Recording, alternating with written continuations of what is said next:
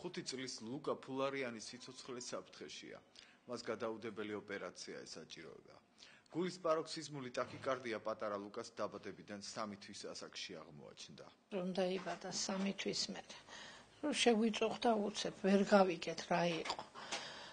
სასტრაფო რამე მოვიყვანეთ და ვერაფერი ვერ გავუგენ. და გამოვიყვანეთ მდგომარეობიდან და გავიდა ცოტა ხანი და ისევე გაუმეორა.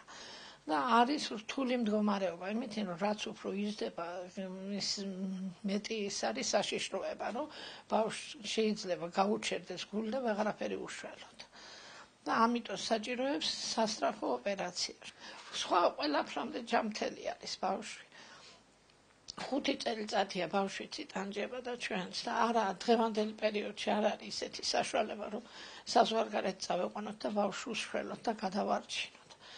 ყველას ვთხოვ შველას, ვისაც კი შეუძლია დახმარება, რომ გადამირჩინონ ჩემი პატარა ბიჭი.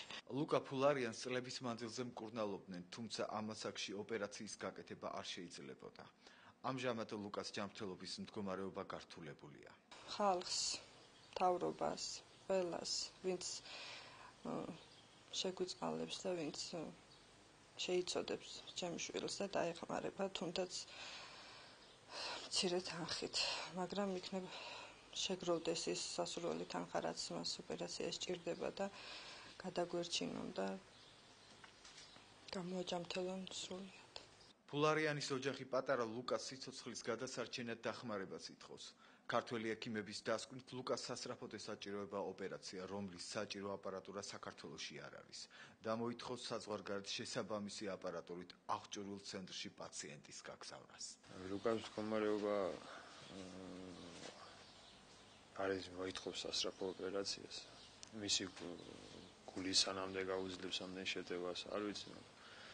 ყველანაირად ვცდილობთ რომ რამე გავუკეთებინა, დახმარება გავუკეთებინა ბავშვის, რომ უგვეშველა, მაგრამ არ გამოგდის ჩვენი ძალებით ვერ ვახერხებთ მაგას. კარგი იქნებოდა რომ თუ ვეხმარებოდნენ ბავშვის გადარჩენაში. ყოველ მომენტში შეიძლება რომ შეტევამ გამოიწვიოს რაღაც ცუდი შედეგი. პულსი სამხელა დიდი პულსს ვერ გაუძლებს რა, შეიძლება. რამდენი? 250-300-მდე წავიდა ზოგჯერ პულსი.